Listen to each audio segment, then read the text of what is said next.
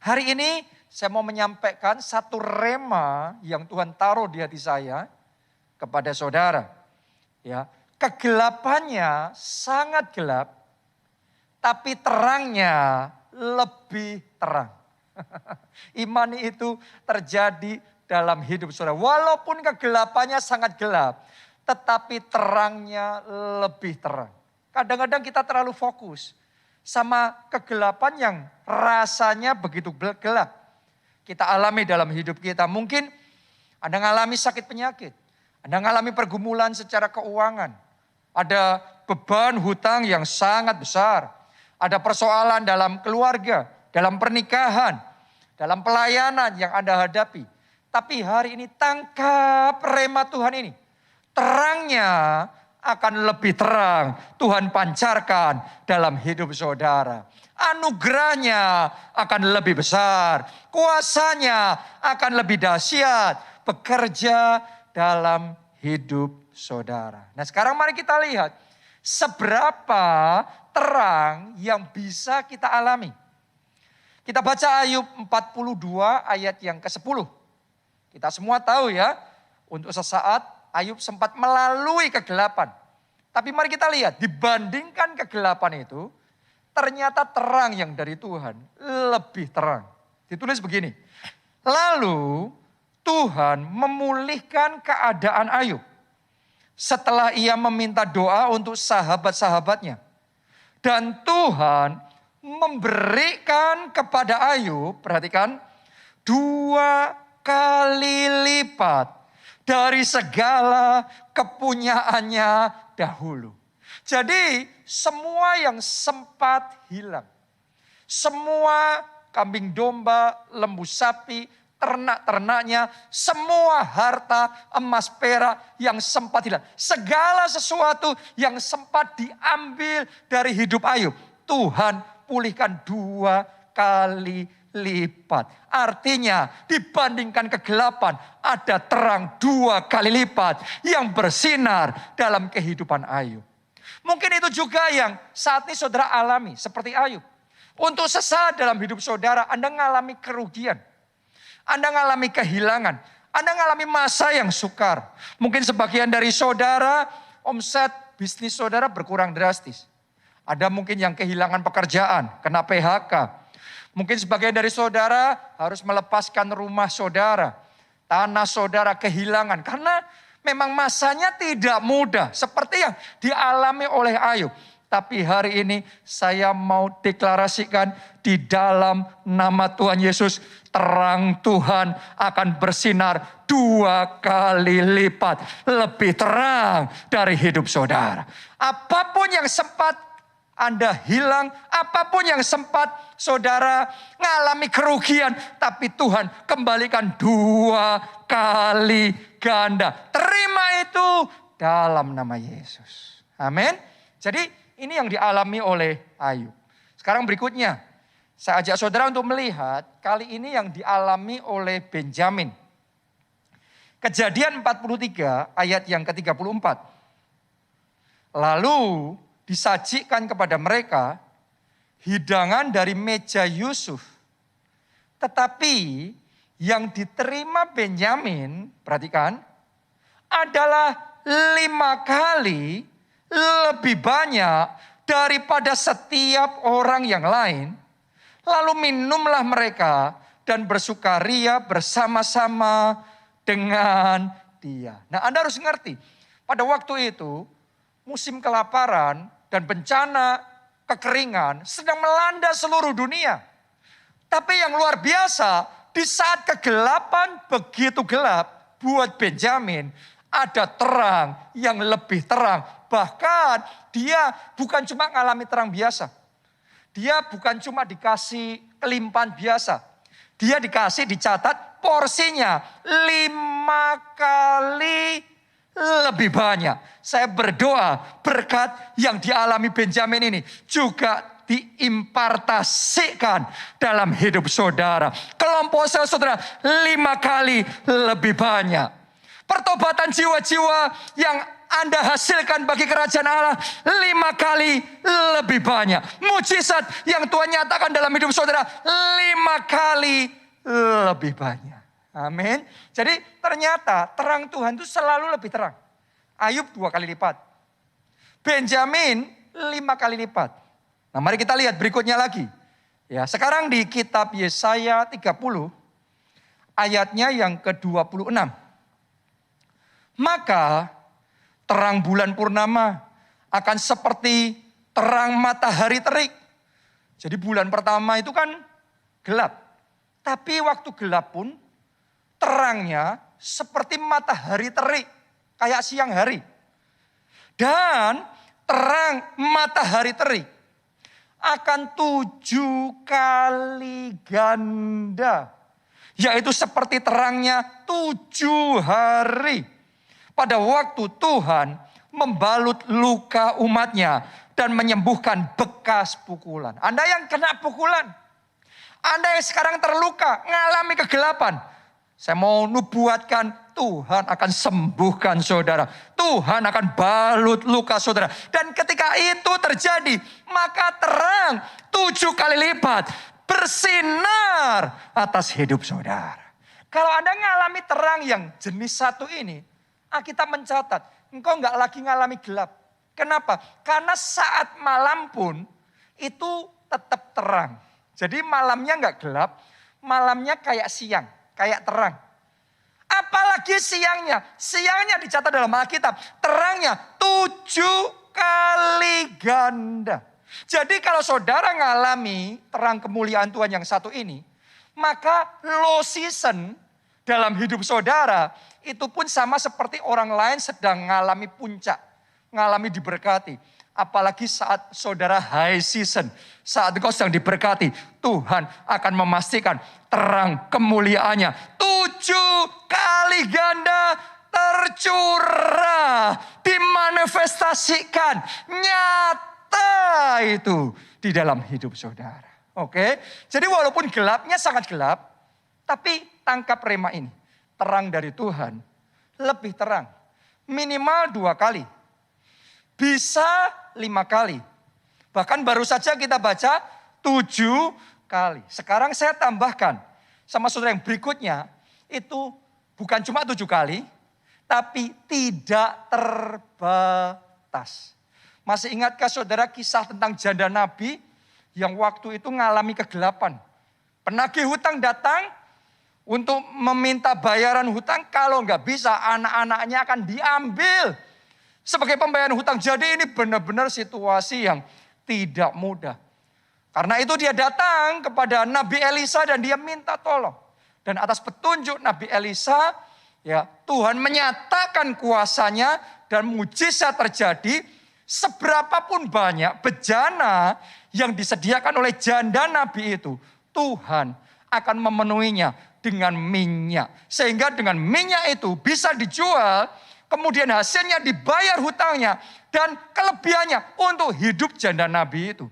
Ya, jadi dengan kata lain, seberapapun banyaknya. Mau disediakan 10 penuh. Mau 30 penuh. Mau 60 penuh. Mau 100 penuh. Tidak terbatas Tuhan berikan kepada janda nabi tersebut. Saya berdoa mujizat yang jenis ini, terang kemuliaan Tuhan yang jenis tidak terbatas ini juga dimanifestasikan dan dinyatakan terjadi atas hidup saudara. Orang lain cerita tentang 2 kali lipat, 5 kali lipat, 7 kali lipat. Tapi saudara akan dibawa Tuhan mulai dari sejak sekarang.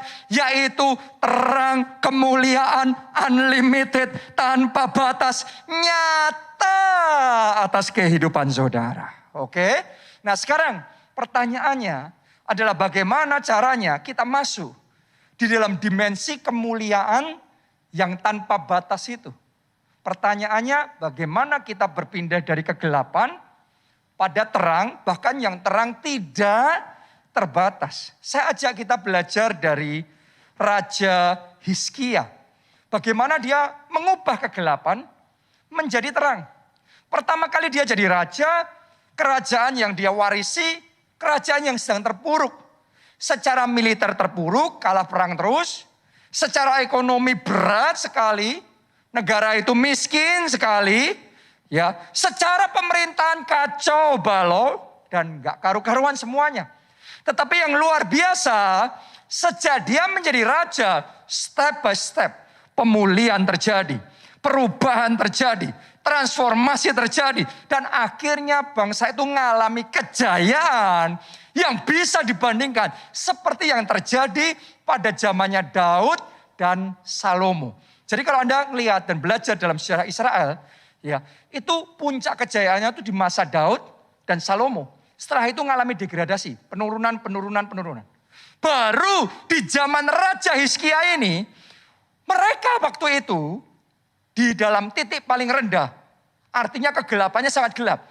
Tapi setelah dia memerintah, diubah kegelapan itu menjadi terang, kemuliaan yang sangat terang. Seperti yang Tuhan nyatakan di zaman Daud, di zaman Salomo, itu Tuhan nyatakan di zaman Raja Hizkia. Pertanyaannya sekarang, apa yang Hizkia lakukan sehingga bisa mengubah kegelapan jadi terang yang begitu terang itu? Ada 4 hal saya mau bagikan sama saudara. Nomor 1, yang pertama yang dilakukan oleh Hizkia adalah Hizkia membuka kembali rumah Tuhan. Saya ajak kita baca di 2 Tawarik 29 ayat 1 sampai ayat yang ketiga. Hizkia berumur 25 tahun pada waktu ia menjadi raja, dan 29 tahun lamanya ia memerintah di Yerusalem. Nama ibunya ialah Abia, anak Sakaria. Ia melakukan apa yang benar di mata Tuhan, tepat seperti yang dilakukan Daud, bapak leluhurnya. Tolong perhatikan ayat yang ketiga. Waktu Hizkia jadi raja, ini yang pertama dia lakukan. Pada tahun pertama pemerintahannya, dalam bulan yang pertama, jadi 30 hari pertama dalam pemerintahan Raja Hizkia, dia nggak melakukan yang lain dulu. Apa yang dia kerjakan? Ia membuka pintu-pintu rumah Tuhan dan memperbaikinya. Kenapa ditulis seperti itu? Karena pada zaman bapaknya, pintu-pintu rumah Tuhan ditutup. Jadi orang gak bisa beribadah di rumah Tuhan. Jadi sejak saat itu bangsa Israel beribadah di rumah masing-masing. Berdoa, memuji, menyembah di rumah masing-masing. Sekian lamanya sehingga negara itu, bangsa itu terpuruk. Itu sebabnya ketika Raja Hizkia dia naik tahta 30 hari pertama, sebulan pertama, di tahun pertama, langkah pertama yang dia lakukan adalah pintu-pintu rumah Tuhan yang tertutup harus dibuka kembali. Ya, ibadah di rumah Tuhan harus dibangun kembali. Jadi ini yang dilakukan. Dan saya berdoa saudaraku, ini yang Tuhan kerjakan juga di tengah-tengah kita pada saat ini. Di masa ini ada berapa banyak pembatasan yang terjadi sehingga banyak orang gak bisa beribadah kembali di rumah Tuhan. Banyak orang beribadah di rumah masing-masing, berdoa di rumah masing-masing, memuji, menyembah Tuhan di rumah masing-masing. Tapi hari ini kalau saudara mau melihat terang kemuliaan Tuhan bersinar tanpa batas, tangkap rema ini. Buka kembali pintu rumah Tuhan. Ibadah di rumah Tuhan harus diutamakan kembali. Oke, kenapa kok Hizkia melakukan hal ini? Sederhana, sebab Hizkia tahu hanya ketika ibadah di rumah Tuhan diutamakan, maka pemulihan bisa terjadi. Anda setuju nggak setuju, percaya nggak percaya, tapi itu yang mereka alami. Kita baca ya, Hagai 1 ayat 6 sampai ayatnya yang ke-10. Ditulis begini, kamu menabur banyak, tetapi membawa pulang hasil sedikit.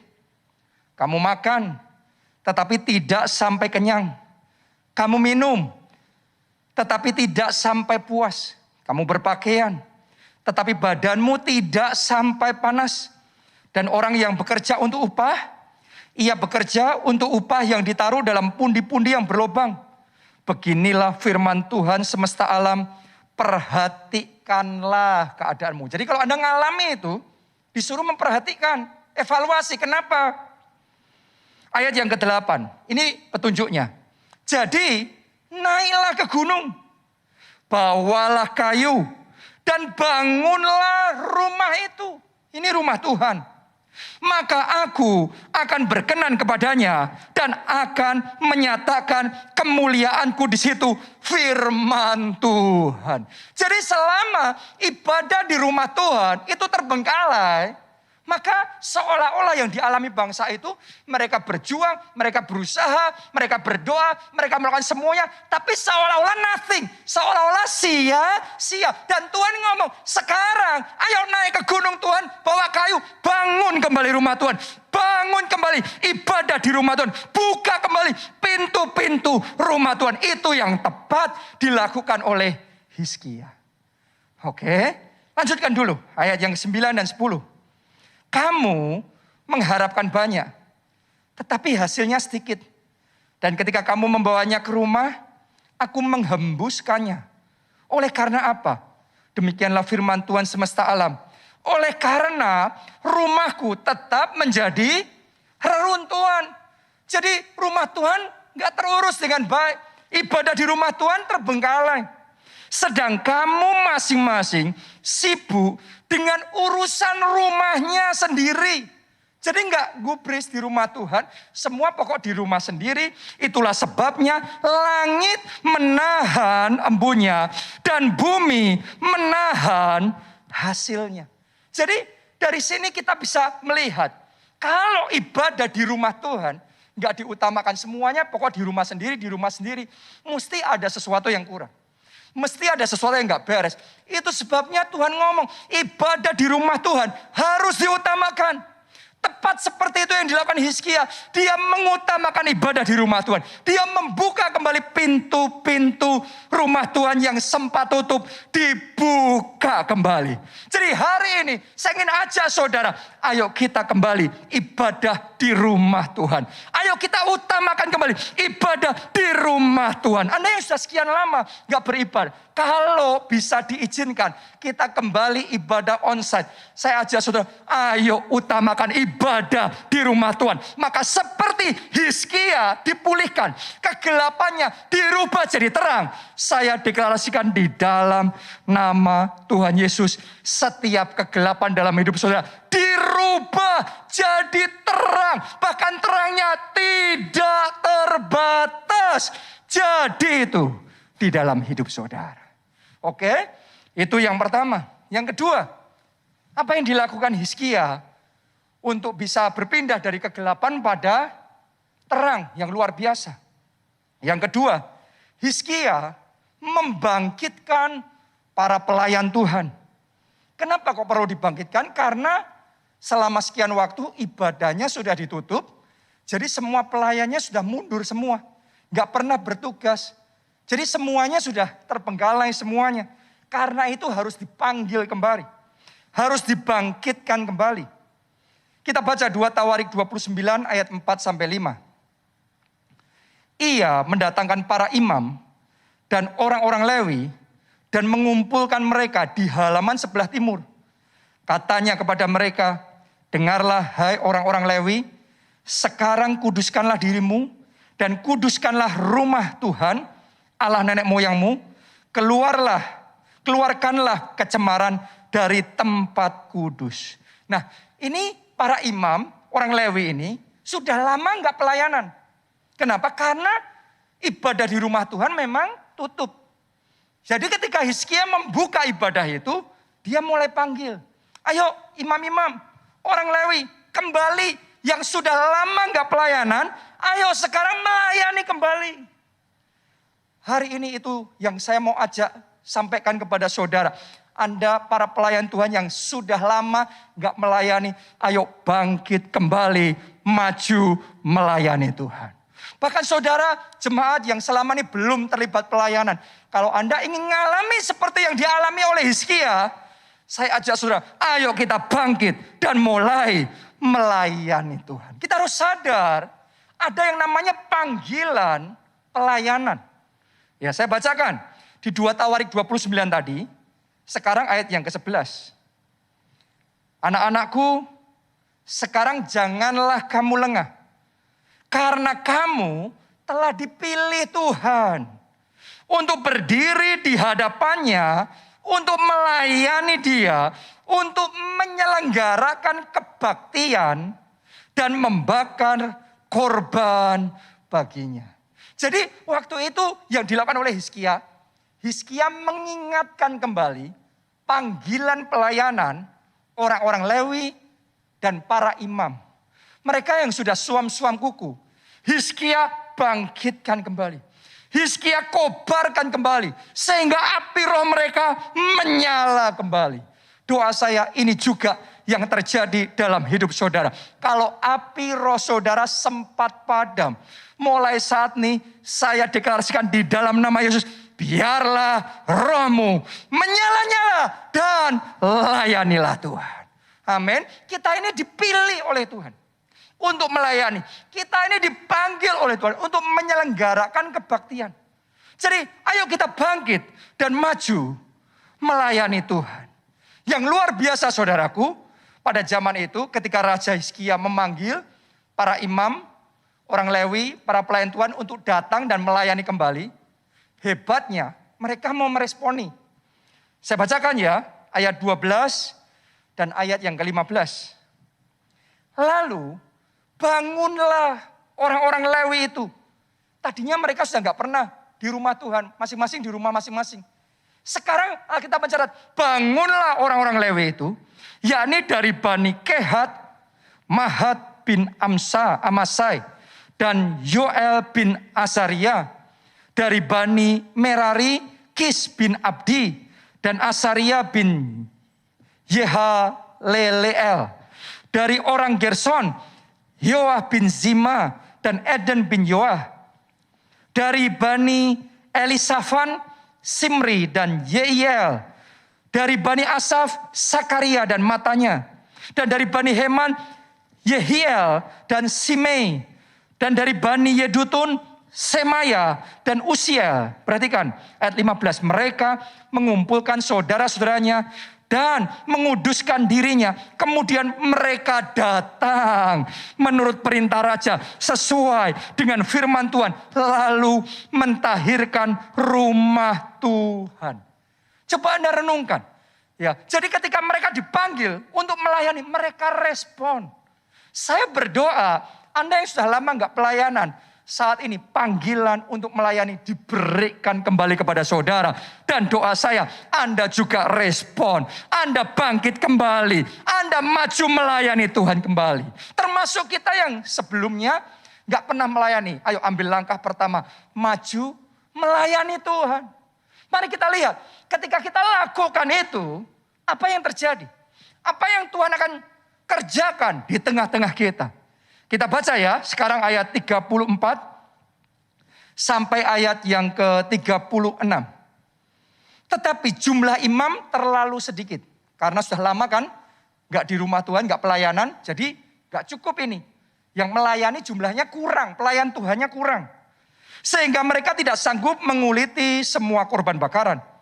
Oleh sebab itu saudara-saudara mereka, orang-orang Lewi, membantu mereka sampai pekerjaan itu selesai. Jadi ada kerjasama, saling cover. Karena untuk membangun kembali ibadah butuh banyak orang, tapi jumlahnya kurang. Jadi harus bekerja sama supaya tetap bisa jalan. Dan sampai para imam menguduskan dirinya, sebab orang-orang Lewi itu lebih bersungguh-sungguh menguduskan dirinya daripada para imam. Doa saya, saudara termasuk orang-orang Lewi yang lebih bersungguh-sungguh. Doa saya, kesempatan, semangat pelayanan saudara lebih bersungguh-sungguh. Roh melayani saudara lebih bersungguh-sungguh. Amin. Ditulis begini, ayat 35. Lagi pula korban bakaran itu banyak. Dengan segala lemak korban keselamatan dan segala korban curahan pada korban-korban bakaran itu, demikianlah ibadah di rumah Tuhan ditetapkan kembali. Ayat 36. Hizkia dan seluruh rakyat, tolong perhatikan, bersukacita apa yang telah ditetapkan Allah bagi bangsa itu. Karena Hal itu terjadi dengan tak disangka-sangka. Wow, orang tadinya tidak menduga bakal berhasil. Ya, ketika Hizkia memulai, orang mungkin menganggap enteng, memandang sebelah mata. Tapi begitu mereka lakukan bagian mereka, Tuhan ikut bekerja. Sehingga yang nggak mungkin jadi mungkin. Sehingga ada kegerakan yang tak disangka-sangka.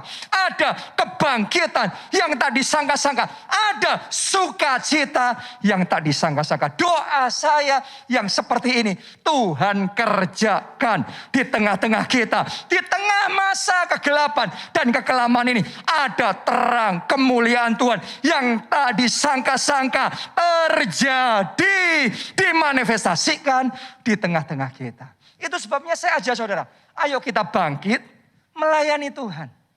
Jadi jangan kendor, jangan mundur. Ayo maju, kita melayani Tuhan. Yang ketiga, apa yang dilakukan Hizkia? Hizkia membangun kembali pondok Daud. Saya ajak saudara baca di 2 Tawarik 29. Sekarang kita fokus ayat 25 sampai 27. Ia menempatkan orang-orang Lewi di rumah Tuhan dengan ceracap, gambus, dan kecapi sesuai dengan perintah siapa? Daud. Dan Gad, pelihat raja dan Nabi Natan. Karena dari Tuhanlah perintah itu. Dengan perantaraan nabi-nabinya. Maka berdirilah orang-orang Lewi dengan alat-alat musik Daud. Demikianlah pula para imam dengan nafiri. Jadi ternyata alat-alat musiknya Daud yang sudah lama nggak terpakai, sudah berdebu, sudah kotor, sekarang dibersihkan, sekarang dipersiapkan, sekarang dipakai lagi. Coba renungkan. Demikianlah, ya ayat 27. Lalu Hizkia memerintahkan untuk mempersembahkan korban bakaran di atas mezbah. Pada saat persembahan korban bakaran dimulai, mulailah pula dinyanyikan nyanyian bagi Tuhan dan dibunyikan nafiri dengan apa? Iring-iringan alat-alat musik Daud, raja Israel. Coba renungkan, ya. Jadi alat musiknya Daud dipakai lagi, lagu-lagunya Daud dinyanyikan kembali. Sekarang kita lihat ayat yang ke-30. Lalu Raja Hizkia dan para pemimpin memerintahkan orang-orang Lewi menyanyikan puji-pujian untuk Tuhan dengan kata-kata Daud dan Asaf pelihat itu.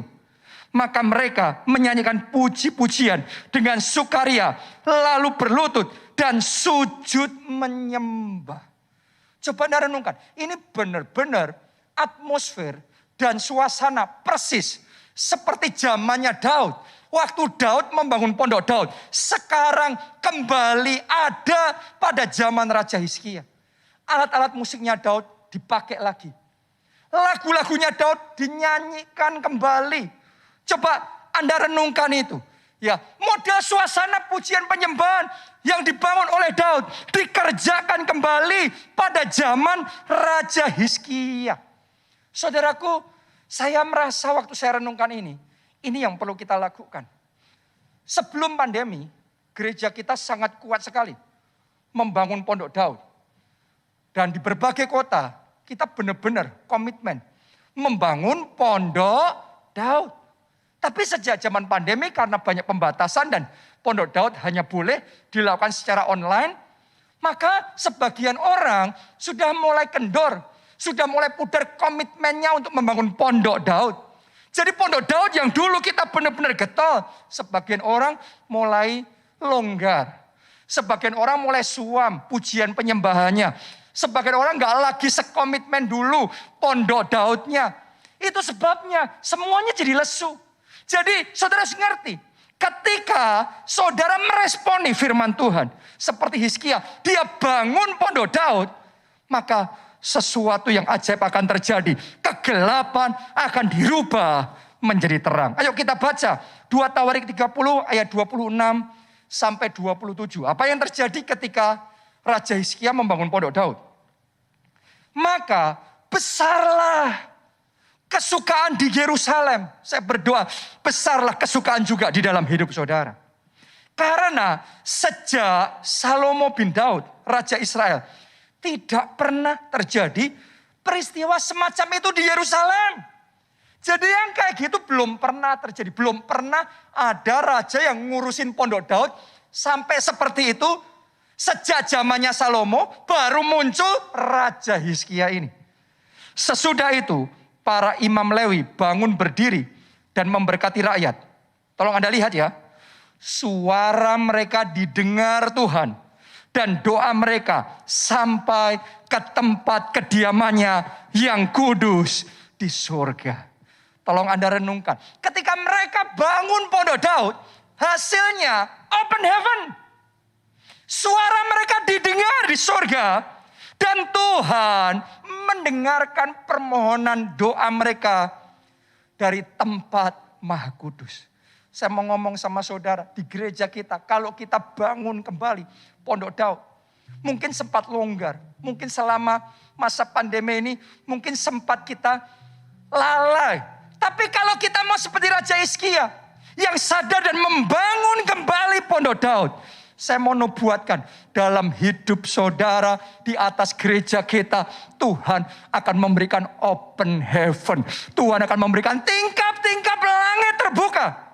Sehingga berkat tercurah dan akan ada jawaban-jawaban doa yang ajaib dinyatakan di tengah-tengah kita. Sekali lagi banjir mujizat terjadi. Kuncinya bangun pondok Daud. Itu yang dilakukan Hizkia. Yang keempat, yang terakhir. Bagaimana Hizkia mengubah kegelapan jadi terang. Pindah dari kegelapan jadi terang. Yang keempat, Hizkia menaburkan benih profetik. Dan dia nggak main-main. Bersama dengan bangsa Israel. Mereka mempersembahkan persembahan yang tak terbilang banyaknya bagi Tuhan. Kita baca ya, 2 Tawarik 31 ayat 3-6. Ditulis begini. Raja memberi sumbangan. Kata sumbangan ini sebenarnya kalau Anda lihat dalam bahasa aslinya lebih cocok diterjemahkan persembahan. Dari harta miliknya untuk korban bakaran, yakni korban bakaran pada waktu pagi dan pada waktu petang. Korban bakaran pada hari-hari Sabat dan pada bulan-bulan baru, pada hari-hari raya. Yang semuanya tertulis di dalam Taurat Tuhan. Ia memerintahkan rakyat, yakni penduduk Yerusalem, untuk memberikan sumbangan, persembahan. Oke, jadi bukan cuma Hizkia, tapi seluruh rakyat memberikan persembahan. Yang menjadi bagian para imam dan orang-orang Lewi. Supaya mereka dapat mencurahkan tenaganya untuk melaksanakan Taurat Tuhan. Segera setelah perintah ini tersiar, orang Israel membawa dalam jumlah yang besar hasil pertama daripada gandum, anggur, minyak, madu, dan segala macam hasil bumi. Mereka membawa juga persembahan persepuluhan dari segala sesuatu dalam jumlah yang besar. Orang Israel dan orang Yehuda yang tinggal di kota-kota Yehuda juga membawa persembahan persepuluhan yang terdiri dari lembu sapi dan kambing domba, dan persembahan persepuluhan yang terdiri dari persembahan kudus yang telah dikuduskan bagi Tuhan Allah mereka.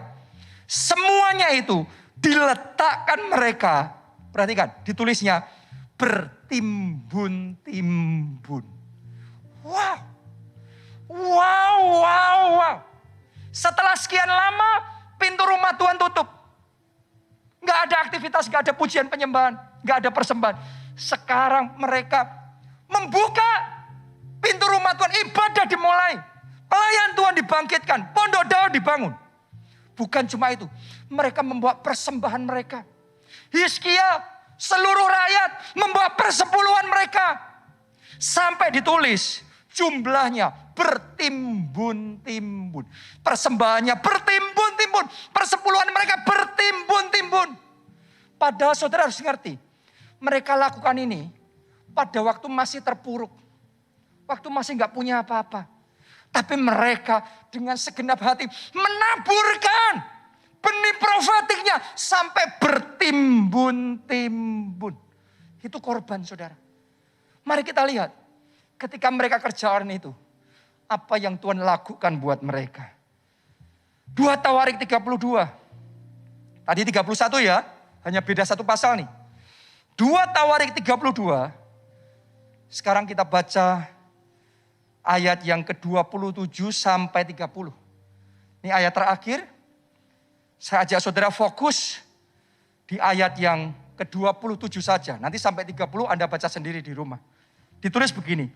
Hizkia mendapat kekayaan dan kemuliaan yang sangat besar. Wow. Dan saya beritahu saudara bukan cuma Hizkia. Bangsa Israel mengalami kejayaan yang belum pernah dialami sebelumnya. Sejak zaman Daud dan Salomo baru terulang kembali di zaman Raja Hizkia. Kenapa? Karena mereka tahu kunci berpindah dari kegelapan pada terang. Yang keempat adalah mereka menaburkan persembahan. Benih profetik mereka sampai bertimbun-timbun. Maka Tuhan, firman Tuhan mencatat, mereka mendapatkan kekayaan dan kemuliaan yang sangat besar. Saya nubuatkan dan deklarasikan di dalam nama Tuhan Yesus. Berkat dan kemuliaan Tuhan yang bertimbun-timbun dinyatakan dalam hidup saudara. Itu sebabnya hari ini saya ajak saudara, ayo buka hati, bangun. Ibadah di rumah Tuhan harus diutamakan. Melayani Tuhan harus diutamakan. Pondok Daud harus kita kobarkan kembali. Dan juga taburkan benih profetik saudara. Kita akan melihat dimensi kemuliaan yang tanpa batas. Dia nyatakan di tengah-tengah kita. Anda yang percaya, mari kita bangkit berdiri. Kita angkat kedua tangan kita. Bersama-sama kita nyanyikan lagu ini. Menyenangkanmu,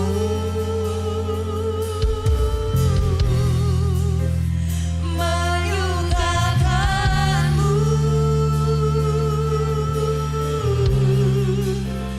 terbakar oleh api cintamu. Menyenangkanmu, menyukakanmu, oh Yesusku,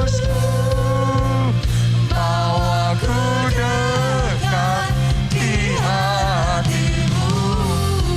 Mari semuanya kita angkat dua tangan kita dan katakan menyenangkanmu, menyukakanmu,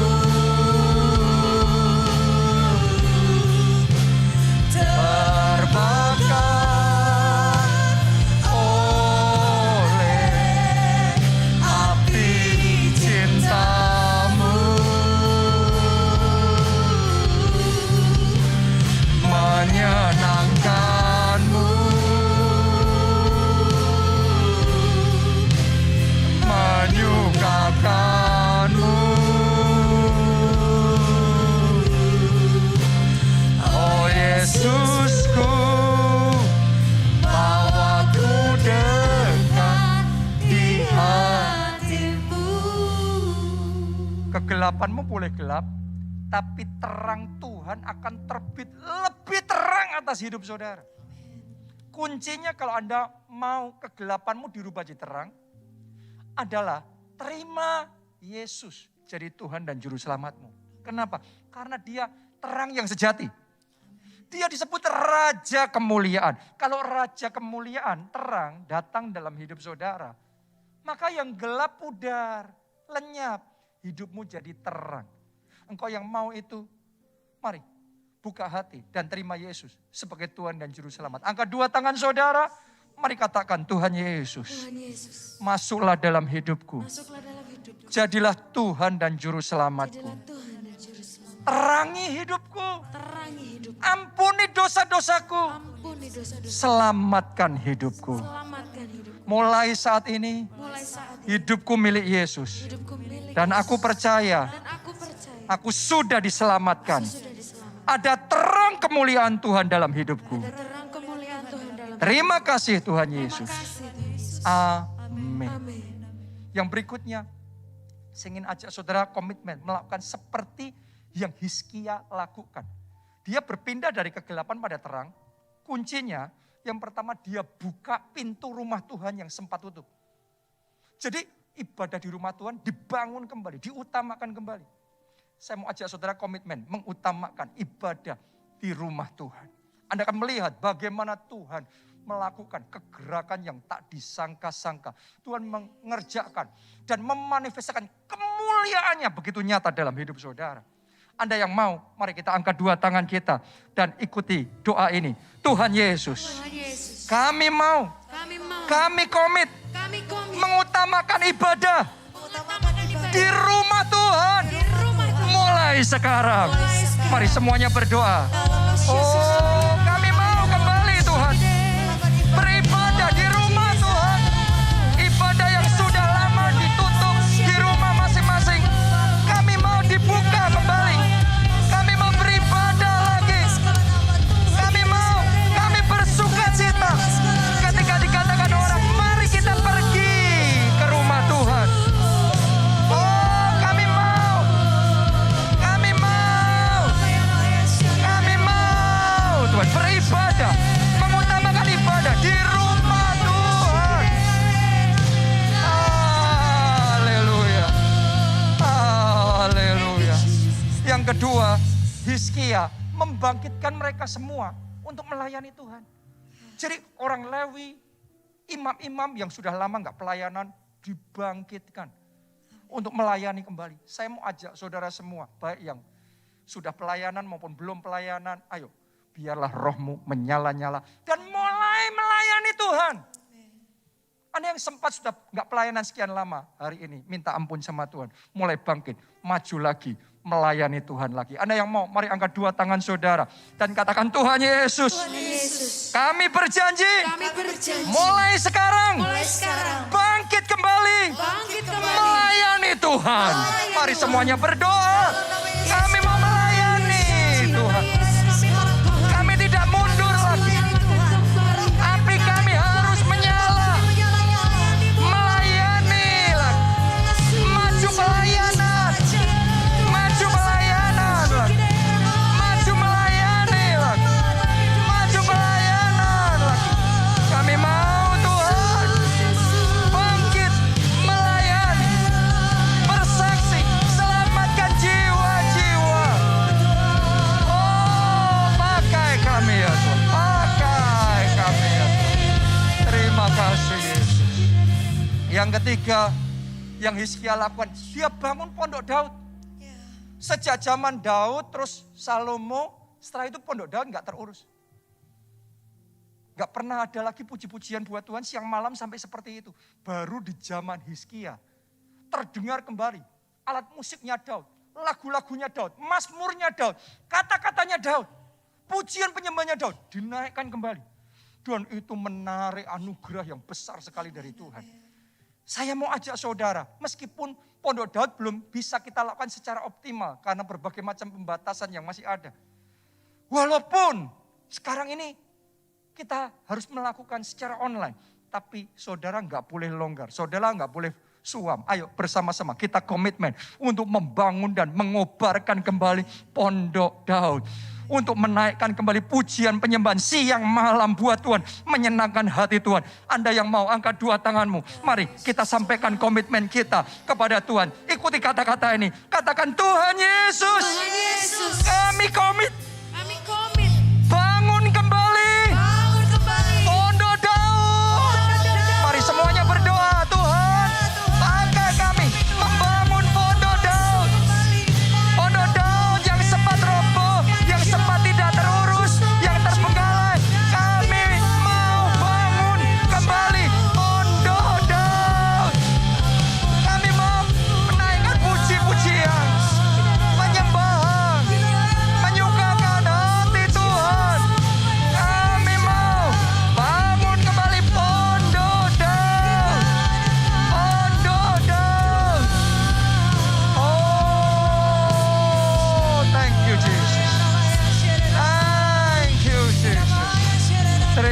kasih Tuhan. Yang terakhir saudaraku, Hizkia dan bangsa Israel, mereka membawa persembahan, menaburkan benih profetik mereka sampai bertimbun-timbun. Dan benar-benar Tuhan manifestasikan kemuliaannya luar biasa. Tuhan berikan kepada mereka kekayaan dan kemuliaan yang juga sangat besar. Bertimbun-timbun. Saya mau berdoa supaya berkat yang bertimbun-timbun itu dinyatakan di dalam hidup saudara. Tapi saya ajak kita semua terlebih dahulu komitmen. Tuhan, kami juga mau belajar seperti Yosua. Menaburkan benih profetik sampai bertimbun-timbun. Semuanya, mari kita angkat kedua tangan kita. Ikuti doa ini, katakan Tuhan Yesus, Tuhan Yesus, kami siap kami siap menaburkan benih profetik menabur yang terbaik buat Tuhan. Mari doa, yang terbaik, yang terbaik, sampai bertimbun-timbun. Yang terbaik, nyatakan kuasa-Mu, nyatakan kemuliaan-Mu di tengah-tengah kami ya Tuhan.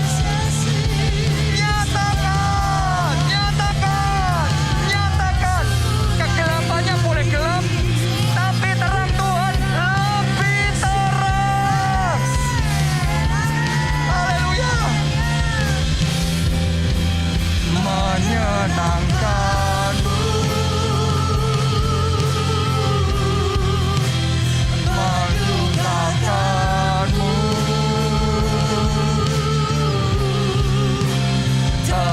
terbakar oleh api cinta-Mu,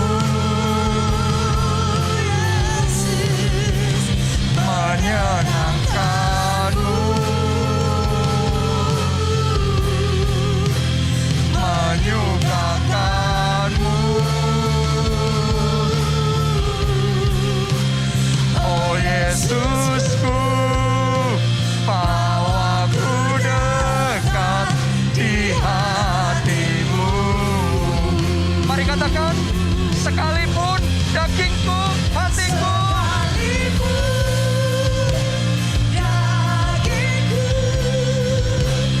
hatiku habis lenyap, gunung batuku dan bagianku, tetaplah Allah selamanya. Mari semuanya angkat dua tangan, katakan menyenangkanmu, menyenangkanmu, menyukakanmu,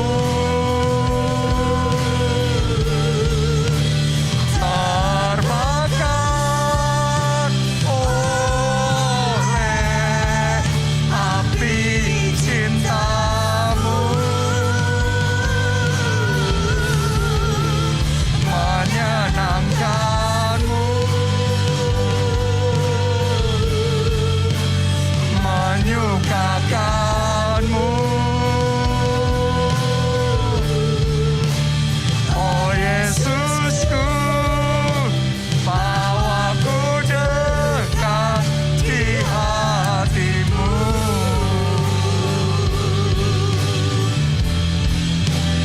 Oh Yesusku, bawaku dekat di hati-Mu.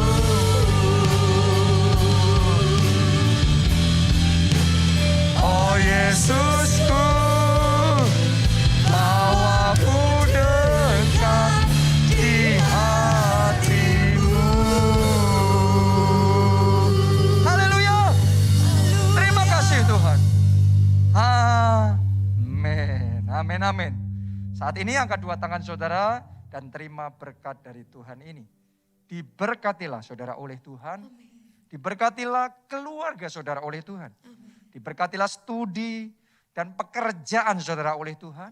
Diberkatilah kesehatan dan masa depan saudara oleh Tuhan.